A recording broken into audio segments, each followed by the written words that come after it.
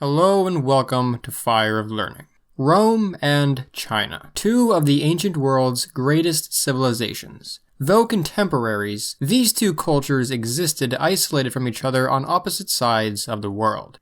In between them, mountains, deserts, forests, rivers, and numerous other peoples and language barriers in a world where transportation was primitive and a hypothetical journey from Rome to China, or vice versa, could have taken months or even longer.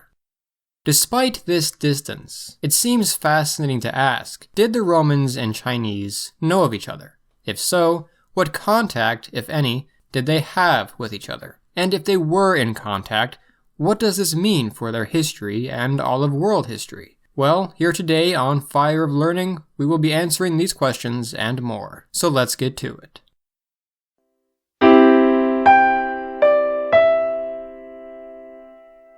Before we begin, I would like to thank Sound Wizard, Pamela Ann Mork, Jeff Smith, Jonathan Jensen or Jensen, and Michael Wood for being our most recent supporters on Patreon. They join these supporters listed here who help make these videos possible. Now then, Rome and China. A good place to start with this question is about the 2nd century BC. It is around this time that we see both Rome and China are large, powerful, influential empires. Not by coincidence, it is in this time that we see the emergence of something called the Silk Road. The Silk Road, as you can probably guess, doesn't refer to an actual single road. It's a name for a number of trade routes extending all the way from Eastern Asia, where China ruled, to the Mediterranean, where Rome ruled. The name comes from the most lucrative object to travel along this route, silk.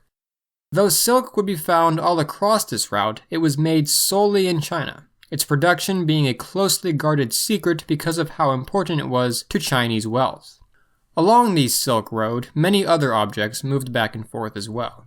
Spices, metals, precious stones, wine, ivory, cotton, glassware, and other things as well, like knowledge, ideas, technology, culture, and, unfortunately, disease. This was not the first time long-distance trade had ever occurred. There is some evidence that Chinese silk made its way west from centuries prior even, but the growth of these two empires made trade much more common and profitable. Did Chinese silk end up in Rome? Did Roman coins end up in China? Absolutely. Roman coins, for example, have even been found in places like Vietnam and Japan. This tells us that, yes, the Chinese and Romans did have at least indirect contact, and were, at least, superficially aware of each other. China knew that there must have been a great power far to the west, and Rome likewise knew the same about the Far East, and that it was from these mysterious places that goods went to and came from. However, this doesn't tell us everything we need to know. The term Silk Road is an invention by historians in recent centuries. Very few people would have actually gone the whole distance from Western Europe to China, as there wouldn't have been much reason to. At least economically, anyway. Most traders moved goods from one city to another neighboring one, and then traders there would move the goods to another city, and so on and so forth. Basically with the civilizations of the Near East and South Asia functioning as middlemen. We have to wonder, though, if at some point a Roman looked at the Made in China tag on his silk and asked, what is China? Did the two civilizations ever come to know more about each other? You could safely guess that the common Roman or the common Chinese person could have gone their whole lives without knowing about the other or wondering much about it. But the leaders, scholars, and merchants of these nations absolutely did know about each other, and there is evidence of direct contact on multiple occasions. The Romans called China either Serica, the land of silk, or Sina, a word basically with the same root as the word China. A number of Roman historians, such as Virgil and Ptolemy, wrote about China, although many Romans seem to be less certain about where exactly it was, and some even confused it with other nations. In this reconstruction of a Roman map, we can see that they weren't always so far off, though. Likewise, the Chinese referred to Rome as Da Qin. For the Chinese to equate Rome to themselves is a clear sign that they were respected by them, and Rome seems to fit into the ancient Chinese conception of the world as being the other great empire on the other side of the world. The Chinese were also aware of the ancient Greeks, especially as Alexander's empire stretched even further east than Rome ever did. Here even is a Chinese depiction of a blue-eyed Greek soldier, and above him a centaur, a figure of Greek mythology, from around the time of Alexander. The Chinese correctly believed that Rome was the successor to the Greek states of the East. Historians have found a number of records clearly describing events of direct contact, that is to say, Romans visiting China and the Chinese visiting Rome. These accounts range from explorers venturing into the unknown to intentional voyages by merchants and ambassadors, and insights are even given into the trade and resources of the other nation, the government's ways of life, physical descriptions of the terrain, physical descriptions of the people, descriptions of the cities, and much more. Not always accurate, some accounts included fantastical legends, but important all the same. The first recorded incident of the Chinese visiting Rome took place during the reign of the Emperor Augustus, when the Roman Empire was becoming a true empire, though this incident may have been more mercantile in nature than diplomatic. The first clear example of Rome reaching China seems to be later on in the 160s AD. The Chinese recorded people from the west arriving to their country, claiming to serve a ruler named Andun. Andun most likely refers to Marcus Aurelius Antoninus. This incident occurred around the time that trade between Rome and China began to pick up, and historians consider the 2nd century AD as the beginning of clear, established Roman-Chinese relations. So yes, Rome and China not only knew of each other's existence and bits and pieces about each other, but in the 2nd century AD had established relations and from time to time visited each other. Trade was the driving force behind these two nations meeting each other. People were simply following the goods and wanted to know more about where they went to and came from, and contact and knowledge only became more and more common as the centuries progressed. However, the Persians, the powerful middleman between Rome and China, were uncomfortable with the two powers interacting directly, and discouraged it on multiple occasions, even going so far as to block trade routes to prevent interaction.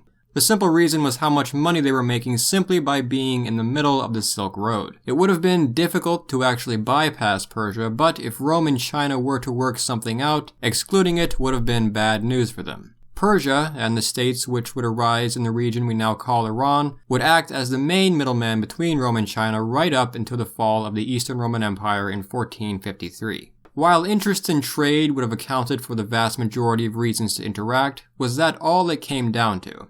I mean, certainly much more was going on, and if we could hear the stories of these explorers and merchants, they would undoubtedly be fascinating. But some historians seem to believe there were even more complex interactions, possibly even intermarriage and warfare. Regarding warfare, while there was certainly never a war between Rome and China, some historians have speculated that Roman soldiers captured in the Battle of Carrhae around 53 BC made their way eastward as Persian slaves, where they later were put into the service of the Xiongnu armies fighting against the Chinese. Chinese sources indicate that some foreign soldiers fighting in the Battle of Jiji formed a strange fish-scale formation, possibly the infamous Roman testudo formation. Historian Homer H. Stubbs even went on to suggest that these soldiers later settled in Eastern Asia, though historical and genetic evidence is less supportive of this having occurred, and the foreign soldiers at Jiji were uncertain to have been Romans. Some suggest that they were Greek descendants of Alexander's empire, but they may not have been Europeans or Near Easterners at all. We of course have to mention as well both the Huns, who moved into Europe around the 4th century AD, and the Mongols, who moved into Eastern Europe and the Near East in the Middle Ages. Neither of these groups were Chinese. Historians aren't 100% sure where the Huns came from, likely Central Asia but possibly farther east, and the Mongols of course came from the north of China in modern-day Mongolia. However, focusing on the larger picture of Western and Eastern contact, both groups were affected by and affected the larger politics of the day in both empires, especially the Mongols.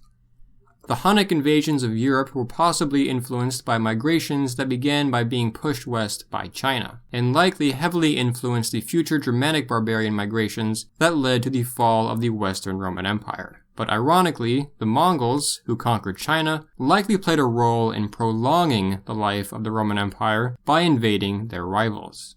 Exploring the relations between these ancient civilizations gives us a very important insight into what the perspectives and lives of past peoples were like, and important insight into how human civilization as a whole developed. It was a time when the world was nowhere near as connected as it is today, but not as far apart as we might have assumed. As I said, however, it is a great shame that perhaps the greatest stories of Romans in China or Chinese in Rome may be lost forever. Some of you may remember the media talking about the Chinese skeletons having been discovered in Britain, dating back to Roman times. While the claim that these skeletons are Chinese was based off very bad evidence, such things were not impossible, and it's interesting to consider how these things may have played out.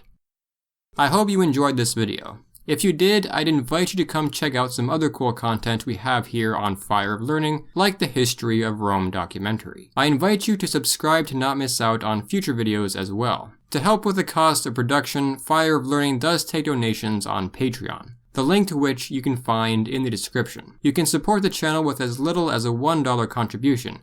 However, simply subscribing to our YouTube channel for free is also a large help. Special thanks again to our Patreon supporters listed here. We are also on Instagram and Facebook, so come check us out there too. Thank you for watching.